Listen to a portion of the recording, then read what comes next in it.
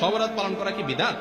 শবে বরাত উপলক্ষে আনুষ্ঠানিকতা করা, সিন্নি দেওয়া, আপনার ওই যে আপনার কি হালুয়া বিতরণ করা, একটা জাল হাদিস বানাইছে যে নবীজি দাঁত ভাঙছে এজন্য হালুয়া খাইছে, এজন্য আমরা হালুয়া খাই। মানে কত বড় চিটারি আপনি চিন্তা করেন। আপনার বাপের কথা কথা ঠ্যাং ভাঙছে এই জন্য উনি একটা ইয়া নিছে, কি বলে এগুলাকে, একটা লাঠি নিছে মনে করেন, লাঠি দিয়ে বেচারা ঠেঙ্গা ঠেঙ্গা হাঁটে, কারণ ঠ্যাং ভেঙে গেছে। এখন আপনি বাপের ছেলে বলতেছেন, উফ আমার বাপের শত্রুর সাথে লড়াই করতে গিয়া ঠ্যাং ভেঙে ফেলছে, অতএব বাপের প্রতি আমি ভালোবাসা প্রকাশ করতে গিয়ে আমার ভালা ঠ্যাঙে আমি একটা লাঠি নিয়ে খোঁড়াইতেছি। বাপে ওই লাঠিটা নিয়ে মাথা দিয়ে মারবে কি পারবে না, যে বেয়াদব তুই তো আমার ভেঙাইতেছিস, ঠিক না বেঠিক?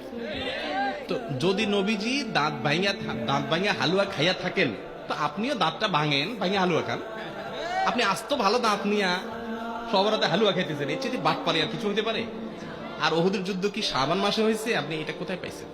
এগুলা সবগুলা হলো এই হালুয়া ঘুরির জন্য আপনার মাসালা বানাই নেওয়া আর কি।